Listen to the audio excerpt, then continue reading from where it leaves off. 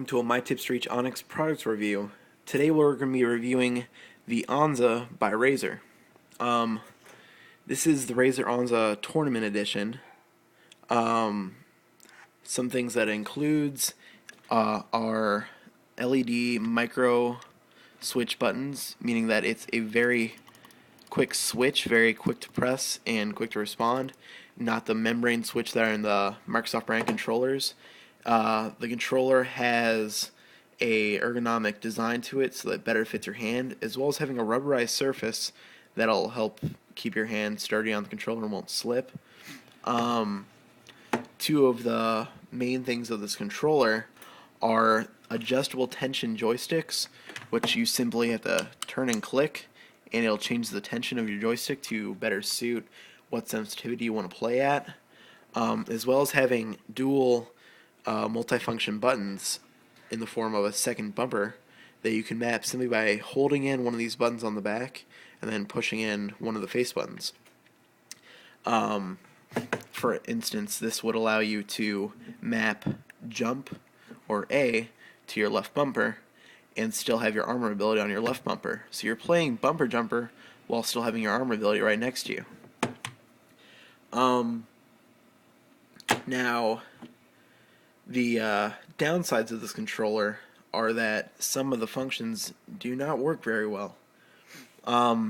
The tension control, for instance, it feels a little flimsy. It feels like the higher your tension, to me personally, it feels like the plastic of the joystick is just pushed against the faceplate of the controller, and that's what makes it harder to turn, and that just feels kind of weird to me. Also, something annoying is that if you have it on the highest sensitivity, which I do right now, the joystick will not actually touch the edge of the controller, which is a little awkward, a little hard to get used to.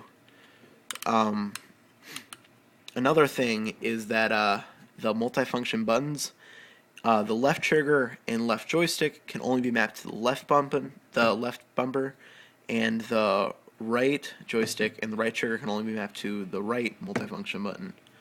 Another big complaint about people is this D-pad. It is a 4-direction D-pad. A lot of people say that it's flimsy. I don't really agree with that. I don't think it's flimsy. However, the distance that the button travels feels to be a little bit off. Maybe that's just in comparison to these LED multifunction buttons, because it's such a quick click that it just feels so good, and then having this really deep button feels awkward. Something else I do not like is that I do not like the triggers. This trigger, it's got like this little wing going on that I don't really like. I'd rather it be a shorter trigger, but maybe you would prefer that. Now, another thing with this controller is that the cord with it is 15 feet long. Now, this is a braided cord, so it is high quality. It will last you a very long time. It's not going to get damaged. You can roll over it with your chair or whatever. However, 15 feet. I mean, this is supposed to be a tournament grade controller. I don't know what tournament you're going to go to and sit 15 feet away from the screen. If you go to any tournament, you are going to be, very close to your screen. Your Xbox will be right there next to you.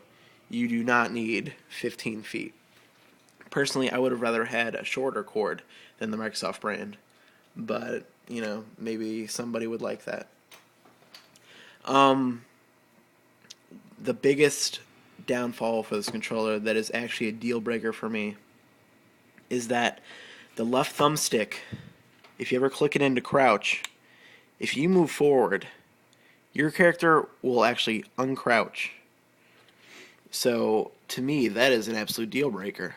If you're in an arena and you want to crouch around, stay off radar, you can't do that. You can slightly move forward at a very slow pace, but as soon as you move any kind of speed, you're going to come off your crouch.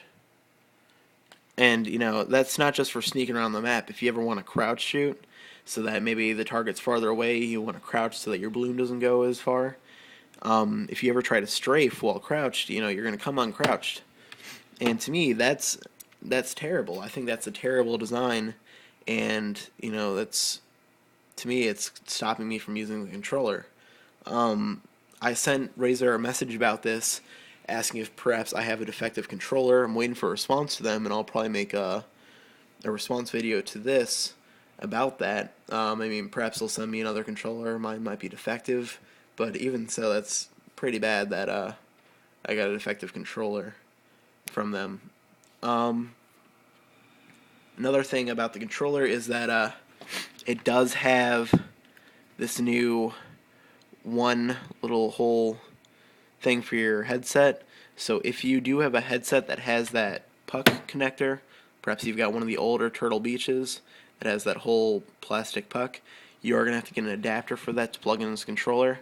For me, not a big deal. I use a Astra A40, so my connector is just simply that. It'll plug in fine. Also, something I noticed